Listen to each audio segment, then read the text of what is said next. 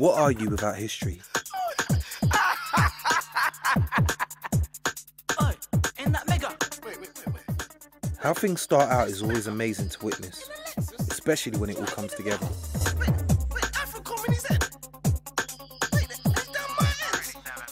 What happens when sex, power, money, music and murder becomes part of one man's life? Why me?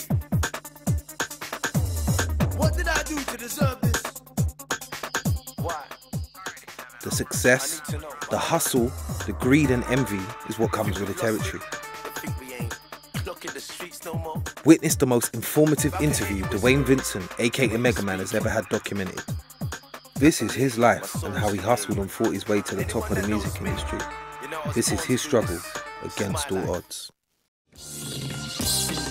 To reveal the truth, he aimed point blank.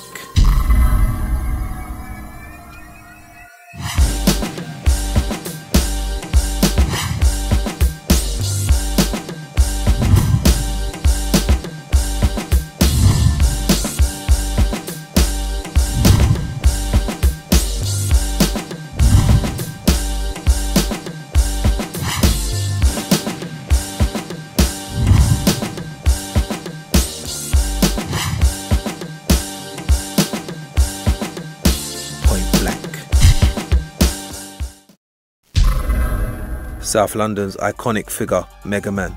This is how his journey began. So Megs, we're on your old estate right now. Bring back some serious memories, man. What was your upbringing like around there? When we was young, I remember like, it was more primary school days. Like when we were singing hard. You get me? Like we had a little group, Too Hype, Too Young. And this is here, round here is where we used to come and do our little dance lessons and that. Because our yards are so close to each other. Yeah.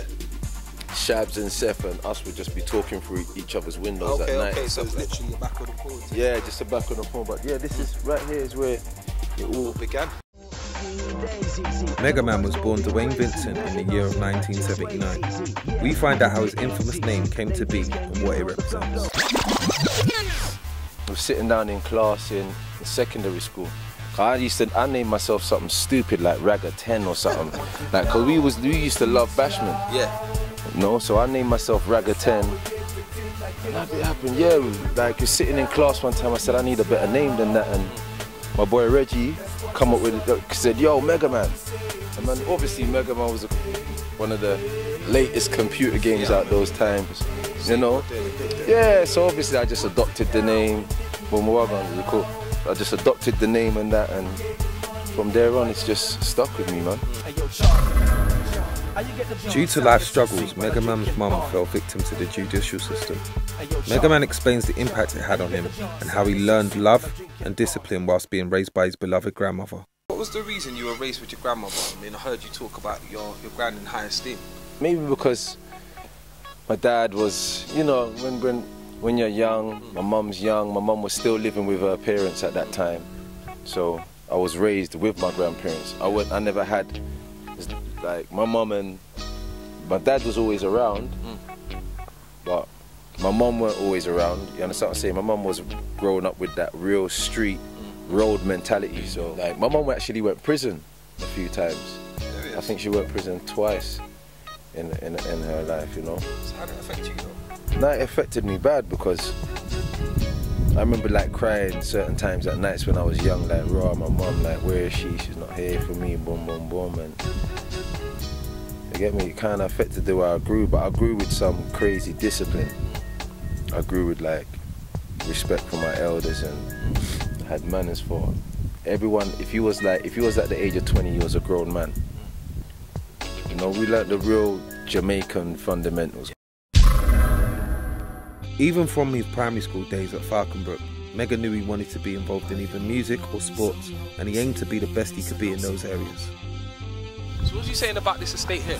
This block here, Penge, like me, my cousin, Seth, Shabs, Keish, you sang on 21 Seconds, Swiss. We used to go to the top of this building here with Rudy, sometimes maybe like AC Burrell. And like, we used to be singing, we used to sing because it had a beautiful echo up there, man. Okay. So we used to just go up there and sing, and we could see like everything over that way from every estate. we could see. There was always one dream, you know, that we always wanted to do, and it was either the physical side of sports or music. When the teacher said, "Who wants to be a fireman or policeman?" she would have like 6 cards, and it would have doctor, nurse, fireman, policeman, and those were the options that they gave out in class, you know. But when you leave the classroom and you step out, you watch TV, you're seeing film stars, you're seeing athletes, you're seeing footballers, you're seeing singers. Those are the heroes. Those were our heroes. I like the name of that bike, mate. That's odd. That's called Megaman. Musically, there wasn't much growth in the UK during the early 80s and 90s to help shape the way Mega felt and thought about music. The realisation of this led him to look elsewhere for that inspiration. Hip hop was a music, New Jack Swing, Teddy Riley. I was just chatting about Shabs as well, you know. What's going on, That's my boy, welcome. Yeah, country, man. Yeah, like when we was doing school things, we was more listening to like Teddy Riley's New Jack Swing, the hip hop side of things, graffiti on your clothes. You know, those are the things. Yeah, culture started, and that's why outside of the school thing, that's why we had our group. See where you guys are, yeah? See, you got like Brooklyn or whatever, yeah? See Junction, see where we are. That was what it was. Right, it goes back further than, obviously we had Moni Love, Ultimate Chaos, and then Mega came through, and they had the sound systems, Younger Kilowatt, so it was a big fusion of real music. It's not like, man didn't just offspring off anything. No. Every block tells a story, remember I said that. Certain stories can't even be told, but a lot of these stories, blocks have got enough stories. A lot of the rigs at the top as well that Megan that were obviously on the 15th floor, one leg hanging off, almost dead, putting up on the rigs and that. So Solid first broke their music to the masses in the late 90s by performing on radio stations such as Supreme and Delight FM. Their sets quickly became legendary, with thousands of people all over the country tuning in to hear the new garage sound that they were creating. So I remember my boy Morgan used to be like crazy fascinated, like raw. He used to believe, like the way how we sang them times, it was crazy because he used to believe in like raw, one day we'll make it. Like one day if you lot keep singing, like we'll make it, you get me? And eventually at some stage of time we did.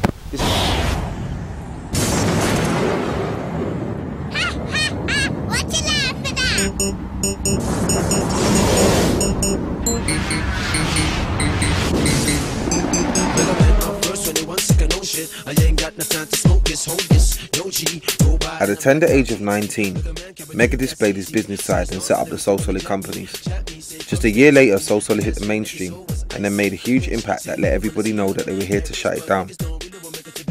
They started off with Oh No That's The Word, followed by 21 Seconds, which went platinum in its first week. They released the album They Don't Know, which went platinum shortly afterwards. At 21 years old, the one-time street hustler from South London was set to see money that only people could dream of. Oh no, that's the word, never seen, never heard, never happened, never occurred, I believe it, I'm a lyrical word. Oh no, that's the word. Who came up with the concept for the video for Oh No? More of the directors, some of the guys, myself.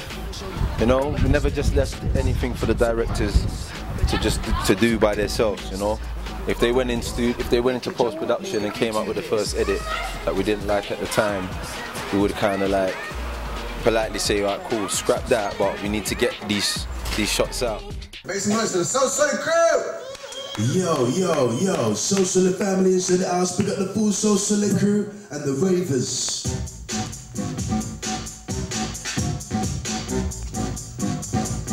Yo, why? Oh no, that's the word. Oh no, that's the word. Oh no, that's the word. Taking a step back to reflect can help you remember how far you've come. Soul Solid lived together as neighbours, but conquered the music industry as friends. It's number 44. And then Dan the Man, Mac and Carlton lived on the same balcony. So Dan the Man and Carlton lived next door to each other, like one door away from each other, and then Mac lived one door away from each other. So that's like at least 4 Soul Solid members just on this balcony alone. Jade from Ultimate Chaos used to live on this balcony as well. So he was like the first from out of our block to see him go on TV and take it to that level. And PDS, his brother, one of the DJs So Solid, one of the founding DJs of So Solid.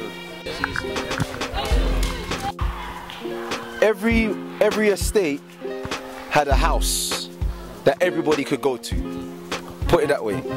Every estate had a house that everyone could go to, eat food, not their late nights, go chill out, go relax, go have some fun. You get me? And those two houses was Jason Emmanuel's houses and Carton's house. See that girl over there, yeah? I used to like that girl, you know, back in the day, bro. And she's here with her kids, chilling. It's one of the girls on the block that we just used to fancy, you know, like that. It's one of the prettiest girls on the block. Cool. How do you feel about that compliment? Very flattered is the word I'm looking for. Yes. What's your fondest memory of the So Solid days?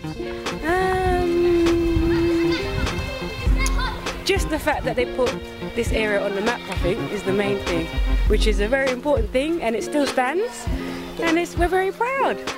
Your dad said you could? Yeah. Jeez, that's it. We've got a new So Solid member here now. What do you say about being a new So Solid member? It's good. Yeah? Yeah. Feel looked after, you feel like a family, like Yeah. feel like you're definitely gonna make it, right? So who do you look like? Who do you like on TV right now? Sneakball, Skepta. You like Skepta, you like the Sneakballs. Yeah. So soon you're gonna be doing music like them and Yeah. putting it on the map for your boys, and you're gonna bring in your friends, yeah? Yeah. That's what we like. Now I can say like Battersea has a number of other ends, maybe Brixton and certain other ends. The whole environment and culture is changing. Before you would have drug dealers here. Now you look over, you're seeing kids. You get me? Football, you understand what I'm saying? They wanted to sign us for 20 grand, 30 grand, 40 grand. We didn't take those offers. And Relentless came with like, I can't remember actually being sober once in any of those situations, and when we came back down, you know, like, I must have just slapped him in the face. I knew the person that died. Yeah, I knew the person that, I know the person that they accused.